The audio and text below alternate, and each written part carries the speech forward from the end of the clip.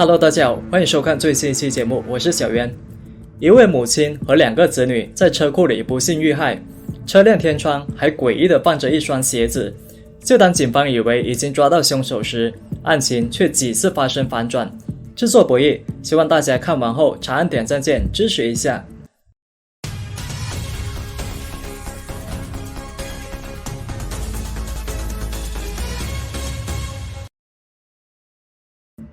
故事发生在美国印第安纳州东南部的乔治敦镇。2000年9月28号当晚9点半，当地警方接到一个男子报警，他要求警方马上派人到他家，因为自己家人遭遇枪击。那出警的探员在电台中收到调度后，他们大吃一惊，因为目的地是他们前同事大卫的住所。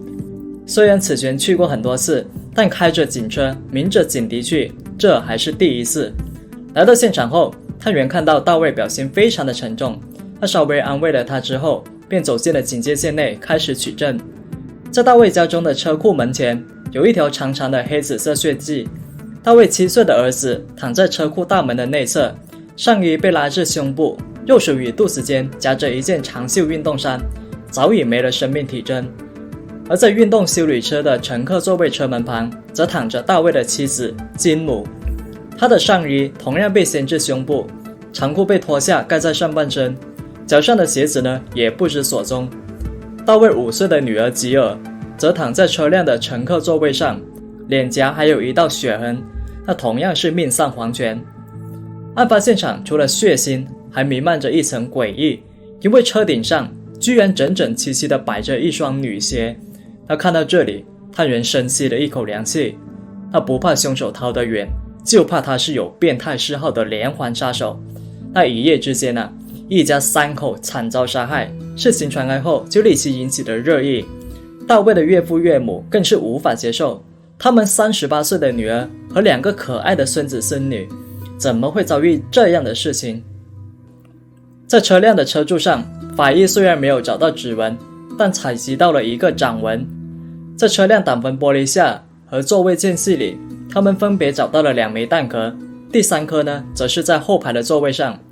3个弹壳，3条人命，凶手心狠手辣，作案干净利落。那由于现场没有找到手枪，所以警方就排除了自杀的可能。可住所内外也没有盗窃和强闯的痕迹，那凶手的作案动机又是什么呢？探员最先想到的就是，这会不会是一起报复呢？因为大卫此前是警察，职业生涯中也遇到不少歹徒。那由于大卫特殊的身份，加上当地原本民风淳朴，所以事情曝光后，立即就吸引了媒体的强烈关注。他们甚至派出了直升机进行报道。那社区里的住户更是人心惶惶。在镜头面前，大卫哭诉自己深爱着2个孩子，家庭呢原本幸福美满，那现在只想妻子和孩子们回到自己的身边。而在场的人听到后那是无不摇头叹气。试想一下，2个孩子，最小的才5岁，最大的也不过7岁，却不幸遭遇如此毒手。而在警员走访周围人的同时，法医也对受害者进行了尸检。法医发现大卫儿子的脸被枪支的火药粒子溅射，形成了很多大小不一的黑点。那也就是说，凶手几乎是当着孩子的面开的枪，那真是天杀的家伙，对着这么小的孩子居然下得了手。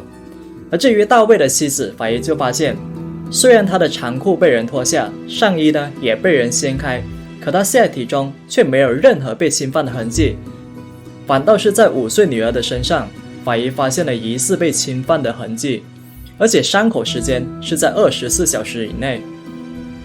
那由于大卫是第一目击者，所以呢马上就被警方带回了警局。根据大卫的说法，案发当晚7点到9点20分，自己在附近的教堂打篮球，之后开车回到家中，却发现了妻子躺在轿车旁边，而周围呢还有大片的血迹。由于车门没关，自己马上进入车内查看，在车里呢就发现了儿子和女儿。他把儿子从车里抱出来后，自己将其放在地上，试图进行抢救，却发现徒劳无获。他看着车里怎么也叫不醒的女儿，自己就不得不选择报警求助，然后跑到街道对面的亲戚向他们寻求帮助。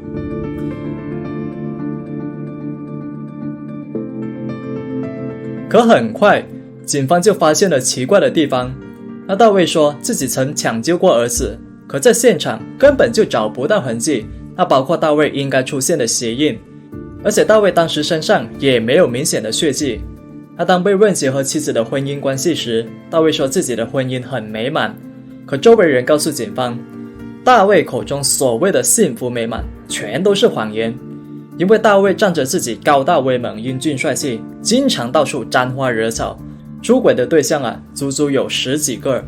他们夫妻的婚姻早已名存实亡。那其中一个叫做朱莉的女人表示，自己和大卫认识的4年之久。那以前的话，每个星期呢都会和他见面，每次见面时呢，几乎都是在大卫的巡逻车上，而每一次那车辆都得忍受他俩沉重的压力。那除了婚姻上的谎言，大卫另外一个反应也很耐人寻味。审问时，警员告诉大卫说，我们知道你女儿曾经遭遇猥亵，可是大卫的反应却完全出乎了他的意料。那大卫呢，不但没有激动，还反问警员，那你是怎么知道的？这事我一点都不知道。而大卫种种奇怪的反应，就让警方觉得他的背后肯定有秘密。他们去找了当天和大卫一起打球的朋友，那结果他们都表示，当晚7点多到9点多时，大卫一直和他们在一起，而且11个朋友都是这个说法。虽然大卫的不在场证明不太可能造假，但还是有一个矛盾点，大卫当天身穿的白色短袖上有枪击反溅的点点血迹，那就像你站在湖边朝水面扔石头，那溅起的湖水呢就会打到你的身上。那基于这个现实证据警方呢就以涉嫌谋杀正式将大卫关押入狱，并且在1年后的2002年1月向法庭正式起诉了他。在法庭上，检方传唤了多名与大卫有染的女人，他们亲口承认是大卫不断挑逗他们，那即使他已经有了家庭，即使他的妻子此时正身怀6甲，但陪审团依然不太相信，一个曾经当过警察的父亲怎么会对只有5岁和7岁的亲生孩子下手。那直到检方说出了一番惊人的话。检方表示，大卫这个人存在严重的性暴力，甚至把魔爪伸向了自己的女儿。妻子知道后扬言要告发他，为了避免事情败露，大卫选择灭口，然后伪造成外人作案的假象。那频繁出轨的第一印象，检方律师的惊人推论，法医报告的确凿证据，让陪审团彻底倒向了检方。那见过渣男，但是没有见过这么渣的丈夫。那大卫的律师又怎么辩护呢？他们同样找了专家勘察现场，就发现案发现场妻子的血液在警方到达现场前就已经发生了分层。那血液之所以会发生分层呢，是因为血液含有很多种成分，那只要放置一段时间密度较大的血细胞呢就会下沉，而上层呢就剩下密度较小的血浆。这个过程如果没有外力的作用，那一般都需要几个小时。而在大卫这起案件中，通过案发现场的照片，专家就认为案发时间应该是在7点半左右，比大卫回到家早了2个多小时。在11位球友的作证下，大卫根本无法抽身回家作案，所以凶手不可能是大卫。而另外一点，那检方说在现场找不到大卫实施抢救的痕迹，那是因为大卫作为一个警察，他受过严格的训练，知道保护现场的重要性。那就这样，庭审进行了足足9个多星期，但是陪审团最后还是认为大卫罪名成立。那法官因此判处了大卫195年的监禁。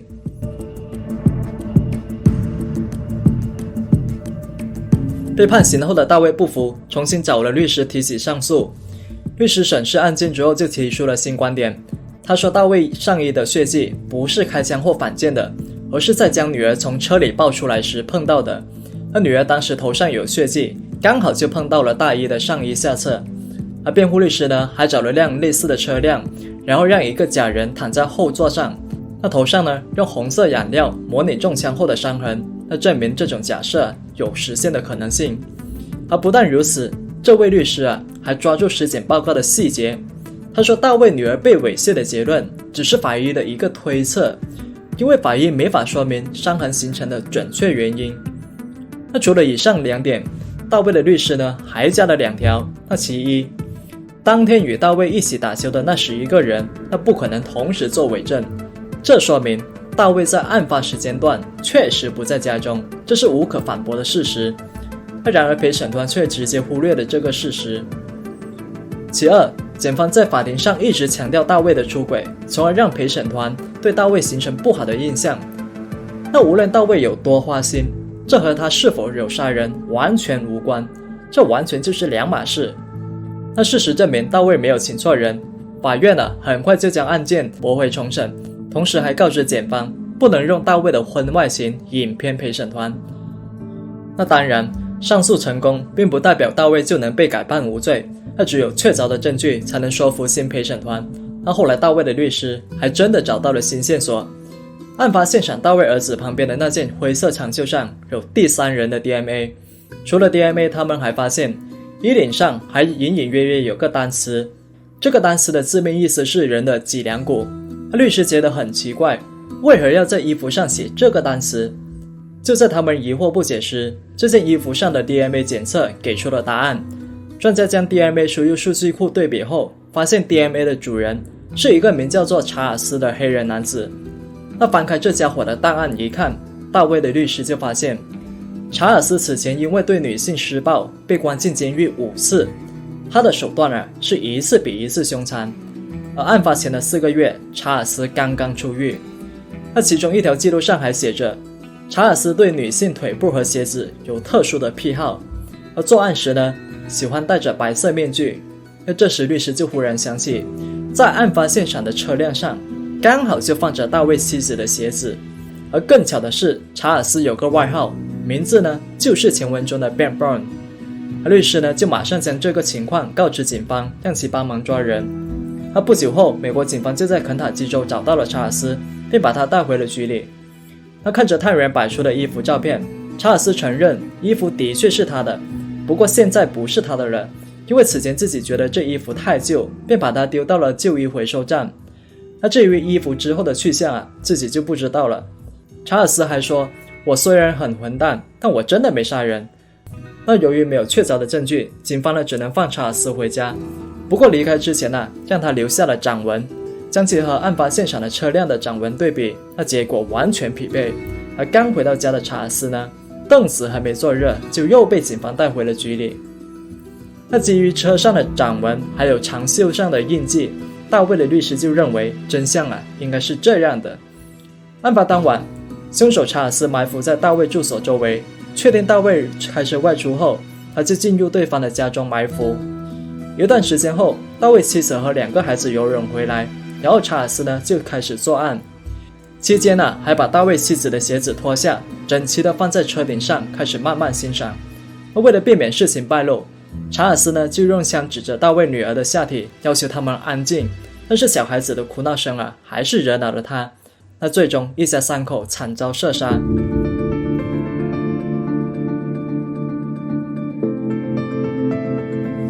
但事情真的是这样吗？查尔斯虽然承认了自己的谋杀事实，但也爆出了一个惊人的猛料。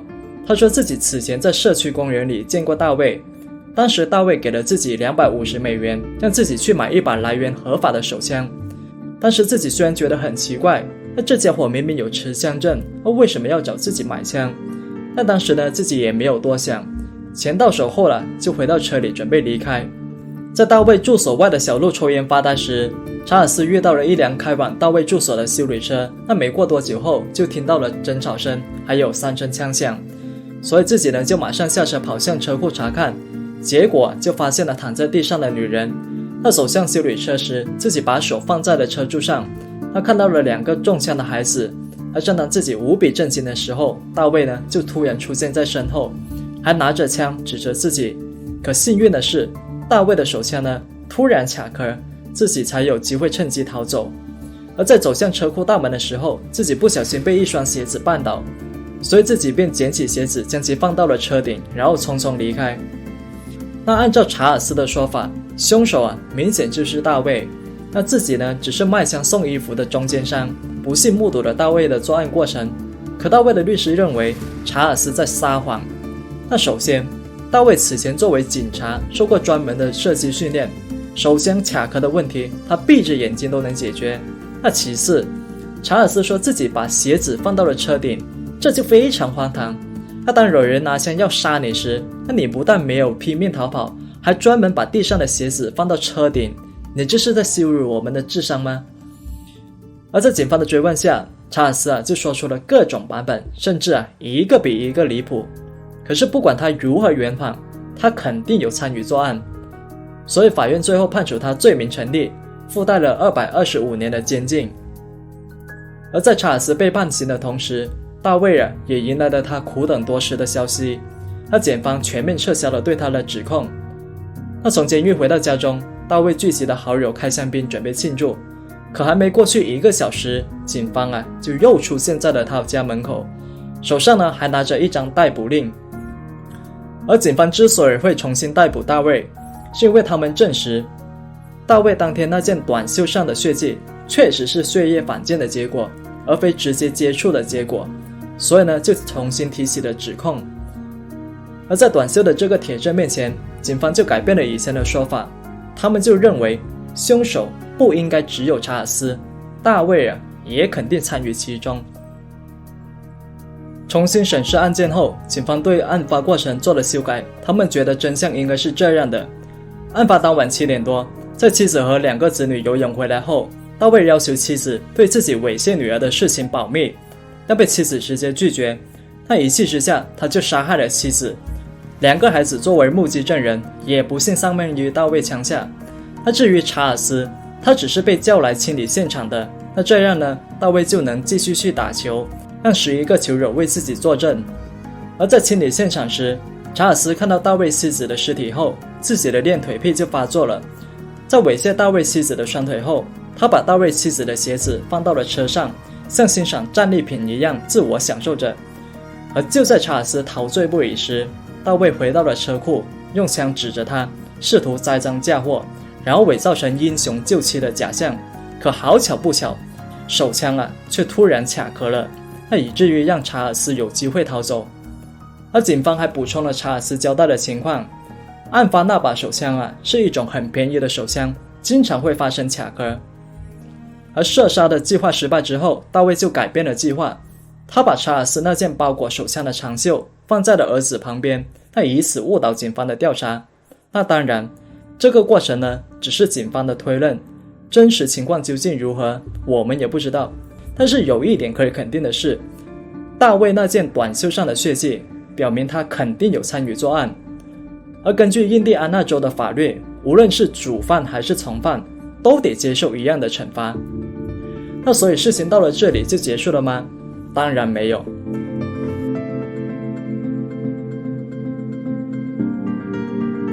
那纵观全局在大卫和查尔斯2个人中，肯定有一个人在撒谎，或者是说只说了一半的事实。而要想知道是谁在撒谎，那最好的办法就是找到案发的手枪。为了找到这把枪，警方里里外外把大卫家搜了个遍，甚至还搜了12英里外的一个湖泊，但都没能找到。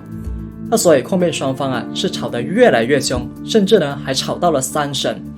而3审时，检方就改变了自己的说法，他们认为妻子那30万美元的保单才是大卫的作案动机，并且专门在案发地和住所开车试验，证明作案实现的可能性。